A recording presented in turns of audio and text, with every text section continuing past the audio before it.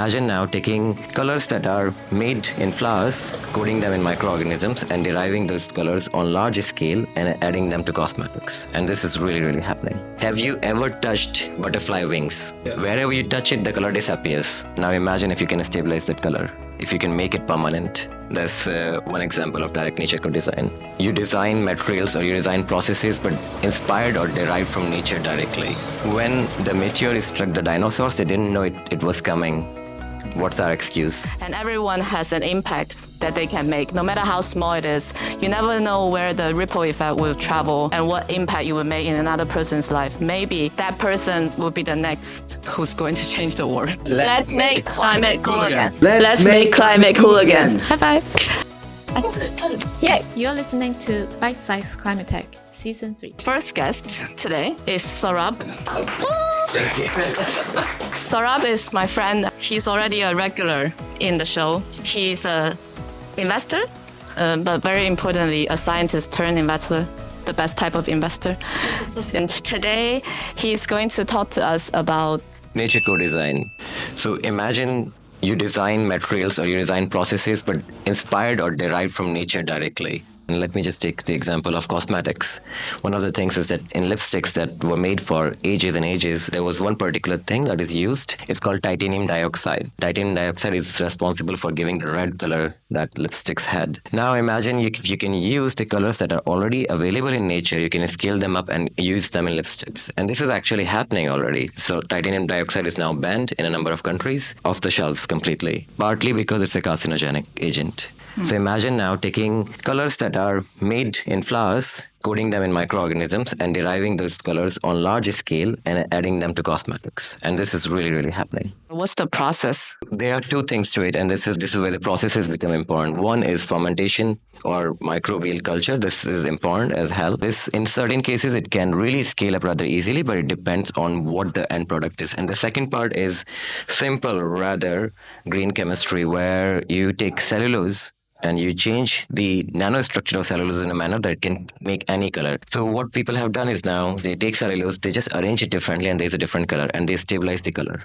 And this is what you can make your sparkles from and a lot of other cosmetics from. Completely nature-based, no secondary effects, easy on the skin. And I give you an example. Have you ever touched butterfly wings? No. Wherever you touch it, the color disappears. You know what butterfly wings are made up of? They are different colors in it, yellow, brown, red. They're all made up of the same chemical, but arranged differently. This is why when you touch it, the color disappears.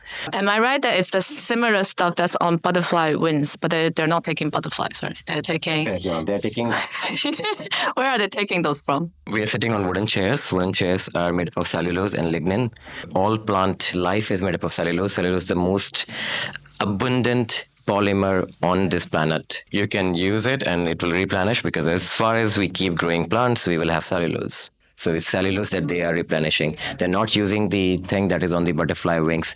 It's kiting on butterfly wings. Butterfly wings was just an example to tell you that you can have one chemical, and by just arranging it differently, or one type of molecule, and by arranging it differently, you can have different colors. That's so cool. It's called a structural coloration. Structure? A structural color. So instead of having a color because of a chemical, you have colors because of a structure.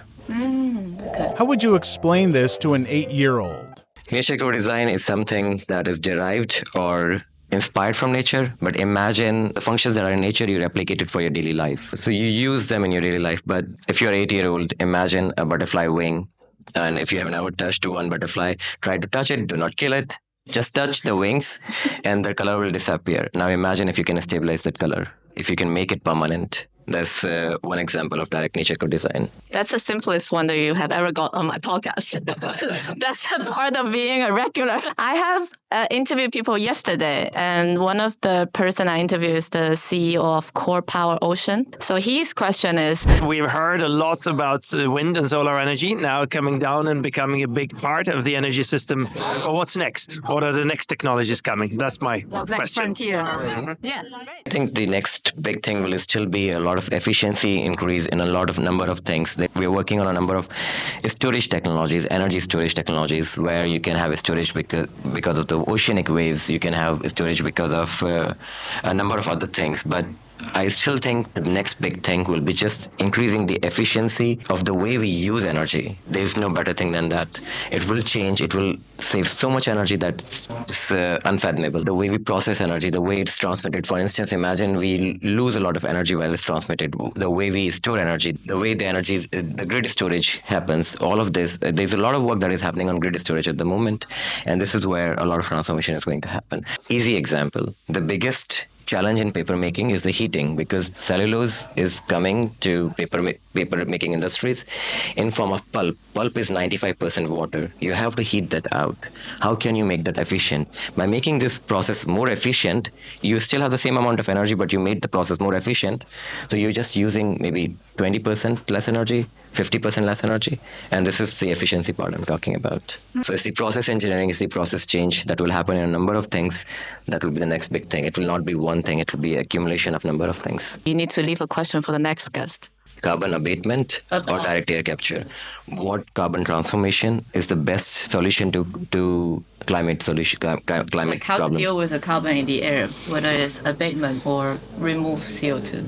Yes. I have a new segment for this season. Why did you decide to work in climate? I will be honest, it really happened by chance. The thing I wanted to do after my PhD was I wanted to replicate or do more change in general on the planet in terms of health or anything else, but I just didn't want my research to go sit in the lab. And I was seeing a lot of research sitting in the labs, and I was like, I need to go out, make things go faster to market. And that was my motivation to go out. And then I started working in sustainability, and already was familiar with what happened with the ozone holes and everything else. And when I got into this, it just sucked me up, and I was like, yeah, this is the thing that is the biggest human challenge at the moment. Wrote a lot of things on it, read a lot, and I realized we have so many conflicts, but we are ignoring what might lead to decimation of this species. It will not be smaller wars that we are doing on a number of countries, number of continents. It will be this. And if we do not come for this together, we are doomed. We're stupid. That should be the common enemy that unites all of us together. Let's make climate cool again.